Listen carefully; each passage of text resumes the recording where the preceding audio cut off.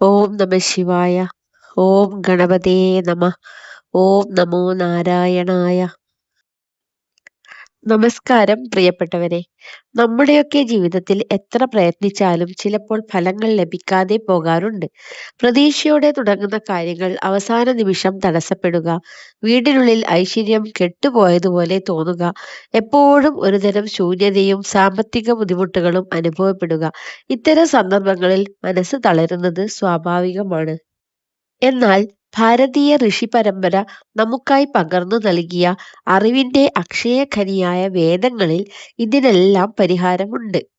ഋഗ്വേദത്തിലെ അതിശക്തമായ മന്ത്രധ്വനികളാൽ സമ്പന്നമായ ഭാഗ്യസൂക്തം കേവലം വരികളല്ല, മറിച്ച് സാക്ഷാൽ ഭഗവത് ചൈതന്യത്തെ നമ്മുടെ പടിവാതിക്കൽ എത്തിക്കുന്ന ദിവ്യ ഔഷധമാണ്. നമ്മുടെ കർമ്മങ്ങളിലെ തടസ്സങ്ങൾ നീക്കി ജീവിതത്തിൽ ഭാഗ്യോദയം ഉണ്ടാക്കാൻ ഇതിലും ഉത്തമമായ മറ്റൊരു മന്ത്രമില്ല.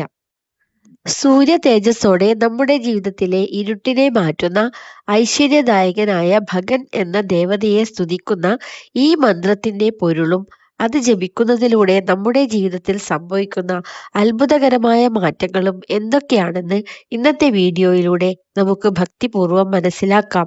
ഈ അറിവ് നിങ്ങളുടെ ജീവിതത്തിൽ പുതിയൊരു പ്രഭാതം വിരിയിക്കട്ടെ എന്ന് പ്രാർത്ഥിക്കുന്നു. എന്താണ് ഭാഗ്യസൂക്തം? ഋഗ്വേദത്തിലെ 7-ാം മണ്ഡലത്തിൽ വസിഷ്ഠ മഹർഷി ദർശിച്ച മന്ത്രങ്ങളാണ് ഇവ.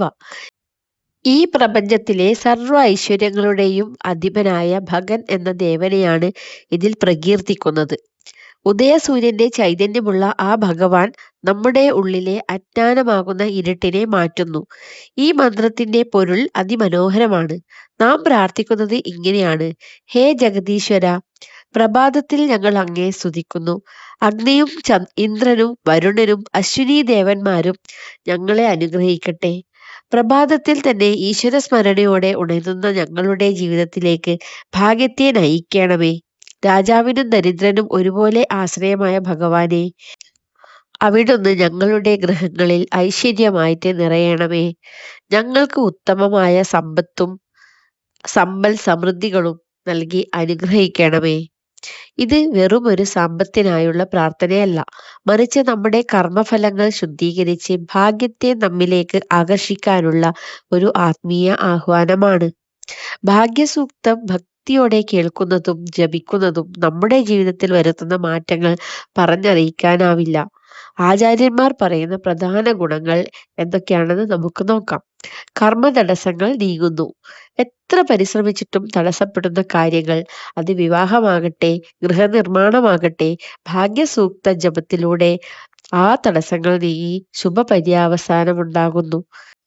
അടുത്തത് ദാരിദ്ര്യശമനം. ദാരിദ്ര്യ ദുഃഖഹരണായ എന്നാണ് ഭഗവാനെ വിശേഷിപ്പിക്കുന്നത്. കടബാധ്യതകളിൽ നിന്ന് മോചനം നേടാനും കുടുംബത്തിൽ അന്നത്തിനും വസ്ത്രത്തിനും മുട്ടില്ലാത്ത അവസ്ഥയുണ്ടാക്കാനും ഈ മന്ത്രം സഹായിക്കുന്നു. മൂന്നാമത്തത് രോഗശാന്തിയും ആയുസ്സും. മനസ്സിനും ശരീരത്തിനും ഒരുപോലെ ഊർജം നൽകുന്ന ഈ മന്ത്രം അകാല മൃത്യുവിൽ നിന്നും രോഗപീഠകളിൽ നിന്നും സംരക്ഷണം നൽകുന്നു. നാലാമത്തത് വിദ്യാവിജയവും തൊഴിൽ ലാഭവും. ഉദ്യോഗസ്ഥർക്ക് സ്ഥാനക്കയറ്റത്തിനും ഉദ്യോഗാർത്ഥികൾക്ക് ജോലി ലഭിക്കാനും വിദ്യാർത്ഥികൾക്ക് ഏകാഗ്രതയ്ക്കും ഈ മന്ത്രജപം അത്യുത്തമമാണ്. ഗൃഹശാന്തി. അഞ്ചാമത്തേതാണ് ഗൃഹശാന്തി.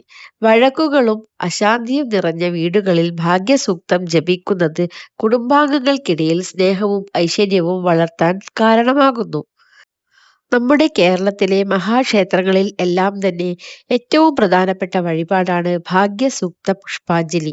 സ്വന്തം പേരും നക്ഷത്രവും ചൊല്ലി ഈ വഴിപാട് നടത്തുന്നത് അതീവ ഫലപ്രദമാണ്. നിത്യവും വീട്ടിൽ സന്ധ്യാസമയത്തോ പ്രഭാതത്തിലോ ഭാഗ്യസൂക്തം കേൾക്കുന്നത് തന്നെ വീടിന് ഒരു സുരക്ഷാ കവചം തീർക്കും. പൂർണ്ണമായ വിശ്വാസത്തോടെ ഈശ്വരനിൽ അർപ്പിച്ചുകൊണ്ട് ഈ മന്ത്രത്തെ ഉപാസിക്കൂ. നിങ്ങളുടെ ജീവിതത്തിൽ ഭാഗ്യത്തിന്റെ കവാടങ്ങൾ തുറക്കപ്പെടട്ടെ എന്ന് പ്രാർത്ഥിക്കുന്നു. സർവേ ഭവന്തു സുഖിന.